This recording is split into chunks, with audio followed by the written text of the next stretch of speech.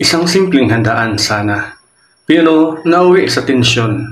Sa The Hague, Netherlands, naging mainit ang salo-salo ng mga taga-suporta ni dating Pangulong Rodrigo Duterte. At ang sentro ng kontrobersya, isang ulam na paborito ng Pinoy, ang humba. Magandang araw mga ka-EDOX at welcome pong muli sa isang namang update kay Duterte sa ICC.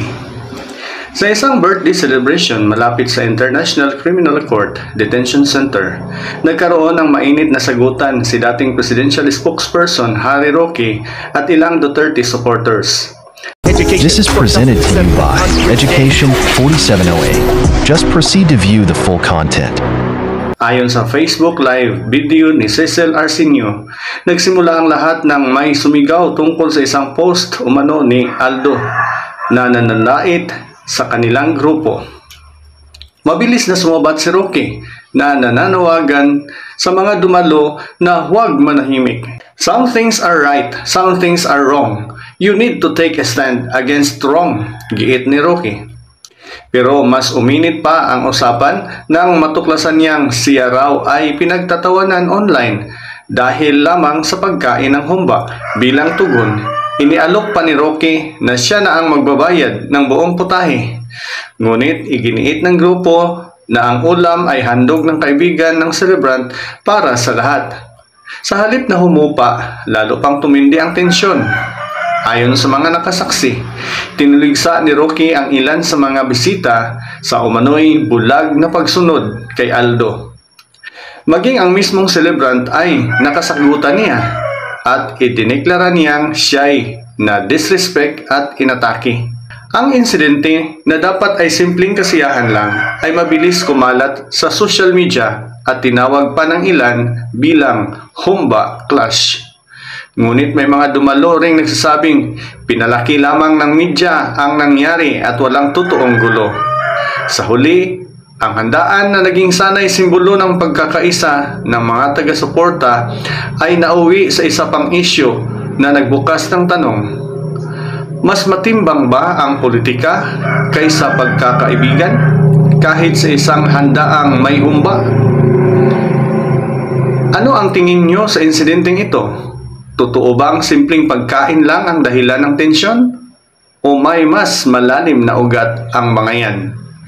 Ibahagi ang inyong opinion sa comment section at huwag kalimutang i-like at i-subscribe para sa iba pang updates. Mga ka-EDOX, susuriin natin kung ano ba talaga ang dahilan ng ganitong bangayan. Ano ba ang punot dulo ng lahat?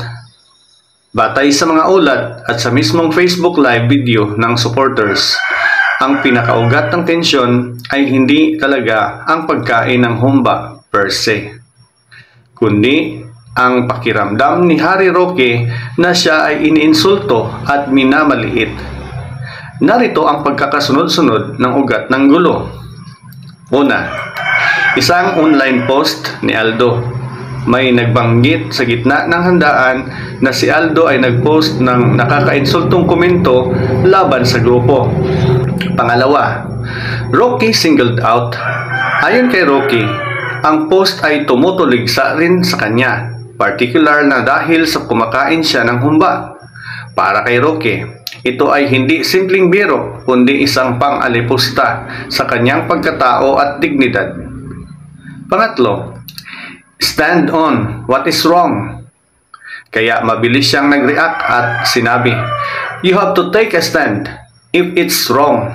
Ibig sabihin, gusto niyang makita ang mga tao roon nakakampi sa kanya at hindi papayag na pagtawanan o bastusin siya. Pang-apat, pride at pakiramdam ng disrespekto. Nang hindi agad nakisabay ang iba sa kanyang panig, lalo na ang celebrant at ilan pang bisita, mas lalong lumala ang tensyon.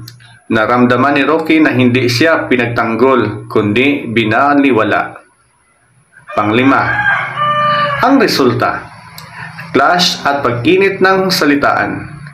Dito na siya nagbitaw ng matinding salita na tila nag-akusa na ang mga tao roon ay bulag na sumusunod kay Aldo at inaamin niyang siya ay na-disrespect at inatake. Kaya sa madaling salita, ang tunay na ugat ay ang pride at pakiramdam ni Roque na nawalan siya ng respeto at suporta mula sa mga kasama na pinalala pa ng birong nakadikit sa humba. Sino nga ba si Aldo? Bakit pumasok ang pangalang ito sa eksena ng mga DDS? Ayon sa mga ulat, si Aldo ay isang individual na hindi naman nakikita sa mismong pagtitipon. Ngunit ang mga komento niyang nakapost online, espesyal na tungkol kay Harry Roque habang kumakain ng humba, ang siyang nagpukaw ng tensyon. Iniulat na isang babae sa Facebook Live ang nagsalita tungkol sa post na yun na hahadlang sa kasiyahan at nakapagpasigaw sa emosyon ni Roque. Sa madaling salita, hindi isang kilalang personalidad si Aldo ayon sa mga available na impormasyon.